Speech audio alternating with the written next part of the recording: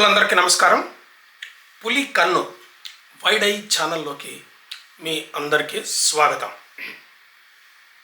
తెలంగాణ ప్రభుత్వం తెలంగాణ తల్లి విగ్రహానికి అంటే తెలంగాణ తల్లి అనే భావనకే కొత్త రూపాన్ని ఇవ్వాలని సంకల్పించింది. ఈ విషయం చాలా రోజుల నుంచి వార్తల్లోనే ఉంది.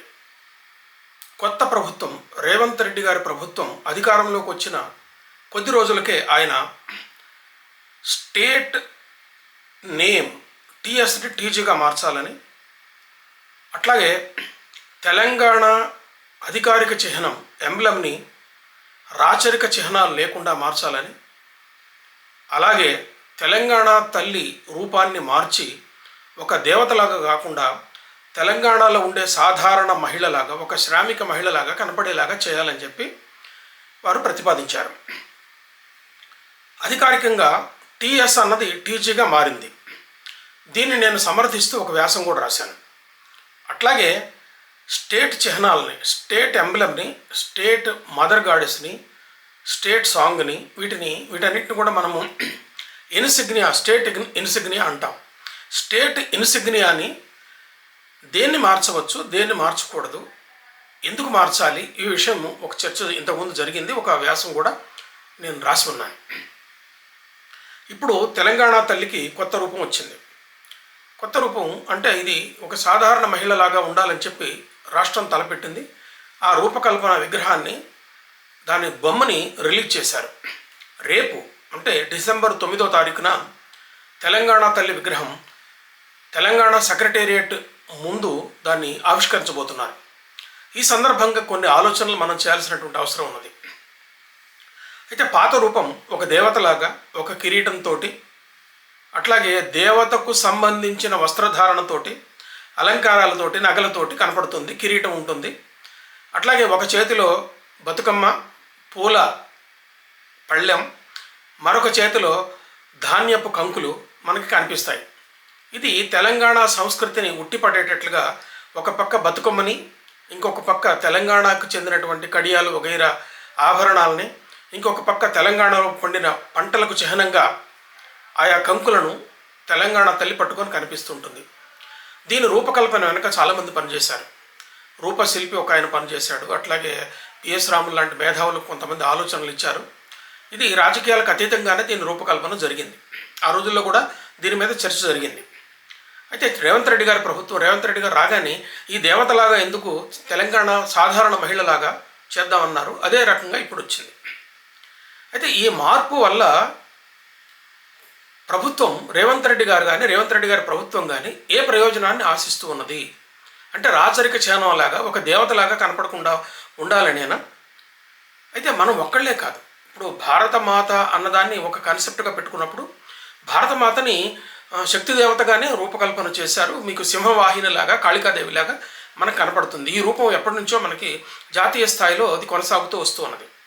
అట్లాగే మనకు పొరుగు రాష్ట్రాల్లో కూడా ఈ తల్లి అనే భావనని వాళ్ళ స్టేట్ సాంగ్ని పెట్టుకున్నారు. తమిళ తాయి వాళ్ళ బొమ్మ చూడండి, ఇందులో మీకు చూపిస్తున్నాను చూడండి ఒకసారి. తమిళ తాయి బొమ్మ అచ్చం దేవతలాగా ఉంటుంది, దేవతా విగ్రహం లాగానే ఉంటుంది, కిరీటం ఇవన్నీ ఉంటాయి.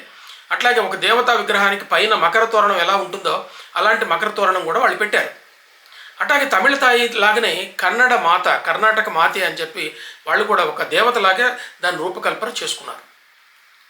అయితే ఇక్కడ గ్రహించాల్సింది ఏంటంటే తెలంగాణ తల్లి తెలంగాణలో ఉన్న ఏ సాధారణ మహిళలాగా అయినా కనపడవచ్చు. ఎందుకంటే తెలంగాణలో ప్రతి ఇంట్లో కూడా ఒక తల్లి ఉన్నది.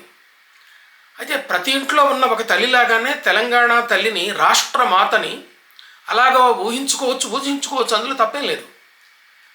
కానీ తెలంగాణలో ఉన్న సాధారణ మహిళ ఎన్నో రూపాలలో ఉంటుంది. కాబట్టి రాష్ట్రం మొత్తానికి ప్రాతినిధ్యం వహించేటటువంటి ఒక తెలంగాణ తల్లిని ఏ రకంగా ఊహించుకోవాలన్నదే ఇలా ప్రశ్న. అంటే ఇప్పుడు ప్రభుత్వం చూపించినటువంటి ఆ బొమ్మని ప్రజలందరూ ఇలాగే తల్లిలాగా, తెలంగాణ మొత్తానికి తల్లిలాగా ఇలాగ భావిస్తారా? తెలంగాణ మొత్తానికి తల్లిలాగా ఇలా భావిస్తారా?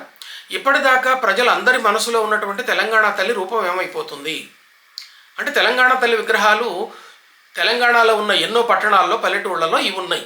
వాటి పరిస్థితి ఏంటి? వాటిని పడగొడతారా? అవి అలాగే కొనసాగుతాయా? అయితే ఇప్పుడు కొత్తగా వచ్చేటటువంటి తెలంగాణ తల్లి విగ్రహాలు పాత విగ్రహాల్లాగా కొత్త వాళ్ళు వేసుకోవాలా, లేకపోతే ఇప్పుడు వచ్చినటువంటి ప్రభుత్వం ఆమోదించినటువంటి తెలంగాణ తల్లి రూపంతో కొత్త విగ్రహాలు వేరు వేరు ప్రదేశాల్లో ఎవరైనా వేసుకోవాలనుకున్న వాళ్ళు వేసుకోవాలా? ఇది పెద్ద ప్రశ్నగా మిగిలిపోతుంది. అయితే ఎవరైనా ఏ స్టేట్ అయినా సరే తమ తల్లిని, తమ రాష్ట్ర మాతని తాము కోరిన విధంగా ఊహించుకోవచ్చు, రూపకల్పన చేసుకోవచ్చు. అది వారికి ఉన్నటువంటి హక్కు, ఎవరు కాదనరు. కానీ ఒకసారి అయిపోయింది, ప్రజల మనసులోకి వచ్చింది, విగ్రహాలు వచ్చినాయి. ఇప్పుడు మార్చటం వల్ల దానివల్ల ప్రయోజనం ఏంటి? ఈ మార్పు వల్ల రేవంత్ రెడ్డి గారి ప్రభుత్వానికి కానీ, పార్టీకి కానీ, రేవంత్ రెడ్డి గారికి కానీ తక్షణం ఒరిగేటటువంటి ప్రయోజనం ఏంటి? మనకేం కనిపించట్లేదు. కాకపోతే ఒక తృప్తి మిగులుతుంది. కాంగ్రెస్ ప్రభుత్వానికి కానీ, రేవంత్ రెడ్డి గారి ప్రభుత్వానికి కానీ, లేదా రేవంత్ రెడ్డి గారికి కానీ ఒక వ్యక్తిగతంగా కానీ, ఒక ప్రభుత్వ పార్టీ పరంగా కానీ ఒక తృప్తి మిగులుతుంది. అదేంటంటే గత ప్రభుత్వం చేసినటువంటి దాన్ని కాదని అంతకంటే మేము బాగా చేస్తున్నాము అని చెప్పగలిగే తృప్తి ఒకటి మిగులుతుంది. అంతకుమించి దీనివల్ల ఏ ప్రయోజనం కనిపించట్లేదు. అట్లాగే రాష్ట్ర చిహ్నంలో ఒక చార్మినార్ కానీ, అట్లాగే ఒక కాకతీయ తోరణం కానీ, ద్వారతోరణం, ఇవన్నీ రాచరిక చిహ్నాలు, వీటిని మార్చాలని చెప్పి కూడా రేవంత్ రెడ్డి గారు ప్రతిపాదన చేశారు. మనము రాచరిక చిహ్నాలను చాలా వాటిని వస్తూ ఉన్నాం. అది ఫ్యూడల్ గవర్నమెంట్లు కొనసాగింపుగానే మనకు ప్రజాప్రభుత్వాలు వస్తున్నాయి. ఇప్పుడు భారతదేశం మొత్తానికి అధికారిక చిహ్నమైనటువంటి 3 సింహాలను మనం మార్చగలమా? అంతేకాదు, ముఖ్యమంత్రి అనే పేరులో రాచరిక చిహ్నం లేదా? మంత్రి అనే పేరులో రాచరిక చిహ్నం లేదా? ప్రధానమంత్రి రాచరిక చిహ్నం లేదా? ఈ మంత్రి అనే మాట ఎక్కడి నుంచి తెచ్చాం? ఫ్యూడల్ వ్యవస్థ నుంచి, రాచరిక వ్యవస్థ నుంచి కానీ తేలేదా? కానీ అమెరికన్ ప్రభుత్వం ఏమంటే వాళ్ళు మంత్రి అనరు, మినిస్టర్ అనరు, వాళ్ళు సెక్రటరీ అంటారు. మరి భారత ప్రభుత్వం కానీ, తెలంగాణ ప్రభుత్వం కానీ మంత్రి అనే పేరు తీసేసి సెక్రటరీ అనే పేరు పెట్టే ఆలోచన చేయగలరా? ముఖ్యమంత్రి కాకుండా చీఫ్ సెక్రటరీ అనే పేరుని ఆమోదించగలరా? సాధ్యం కాదు. ఇంతదాకా ఎందుకు? రేవంత్ రెడ్డి గారు లండన్ వెళ్ళారు. ఆయన అధికారంలోకి వచ్చినటువంటి కొత్తలోనే లండన్ వెళ్ళారు. ఆయన థేమ్ నదిని చూశారు. థేమ్ నదిలాగా మూసీ నదిని తయారు చేయాలని చెప్పి ఆయన భావించారు. అదే థేమ్ నది ఒడ్డున బకింగ్హామ్ ప్యాలెస్ ఉందని ఆయన చూసే ఉంటారు. మరి బ్రిటిష్ ప్రభుత్వం, ఇంగ్లాండ్ ప్రభుత్వం రాచరికాన్ని కొనసాగిస్తూనే ఉంది. రాజులు కొనసాగుతున్నారు, రాణీలు కొనసాగుతున్నారు, రాచరిక చిహ్నాలు ఎన్నో అక్కడ కొనసాగుతూ వస్తూ ఉన్నాయి. కానీ ప్రజాస్వామిక విలువలు భారతదేశంలో కన్నా ఇంగ్లాండ్లో ఎక్కువగా కొనసాగుతూ ఉన్నాయి. వాళ్ళ ప్రజాస్వామిక విలువలకు కేవలం రిటర్న్గా కాకుండా మౌఖికంగా కొనసాగేటటువంటి సంప్రదాయాలు, ప్రజాస్వామిక విలువలు మనకంటే అక్కడ చాలా బాగున్నాయి.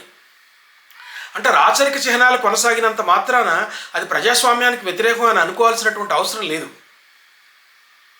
కాకతీయ ద్వారతోరణం అది ఒక చారిత్రక చిహ్నమే మాత్రమే కాదు, ఒక సాంస్కృతిక వారసత్వం. అది మన శిల్పుల కళా సంపద. దాన్ని కాదని ఎవరంటారు? అపురూపమైన భారతీయ శిల్ప కళా సంపద మన రామప్ప గుడిలో ఉన్నట్టుగానే కాకతీయ ద్వారతోరణంలో ఉంది. అలాంటిదే శిల్ప సంపద, ఒక వాస్తు సంపద చార్మినార్లో ఉంది. 400 సంవత్సరాల చరిత్రని అది మోసుకొస్తూ ఉన్నది. తెలంగాణలో ఉన్న ఒక సమ్మేళన పూర్వకమైనటువంటి సంస్కృతిని అది చిహ్నం. అది దాన్ని కాదని ఎట్లా అంటాం? రేవంత్ రెడ్డి గారు పునరాలోచన చేయండి. మీ హక్కును ఎవరైనా కాదనరు. మీరు ప్రభుత్వం సాంగ్ను, ఒక రాష్ట్ర చిహ్నాన్ని మార్చుకోవచ్చు, రాష్ట్ర దేవతను మార్చుకోవచ్చు, రాష్ట్ర గీతాన్ని మార్చుకోవచ్చు, మీరు చేయొచ్చు. మీరు ప్రభుత్వం అధికారంలో ఉంది, చేసుకోవచ్చు. కానీ పునరాలోచించండి. తెలంగాణ తల్లి రూపకల్పన మార్చినంత మాత్రాన వచ్చే ప్రయోజనం ఏంటి? దీని మార్పు వల్ల ఏం జరుగుతుంది? ఒకసారి ఆలోచించమని చెప్పి మనవి. మిత్రులారా, ఈ వీడియో మీకు నచ్చితే లైక్ చేయండి, ఇతర మిత్రులకు షేర్ చేయండి, సబ్స్క్రైబ్ చేసి పక్కన బెల్ బటన్ నొక్కండి. నా ఛానల్ని ఎన్నో వేల మంది చూస్తున్నారు, కానీ సబ్స్క్రైబ్ చేసేవాళ్ళు కొద్దిమందే ఉన్నారు, సబ్స్క్రైబ్ చేయకుండా చూసేవాళ్ళు ఎక్కువ మంది ఉన్నారు. కాబట్టి సబ్స్క్రైబ్ చేయండి, పక్కన బెల్ బటన్ నొక్కండి. నమస్తే.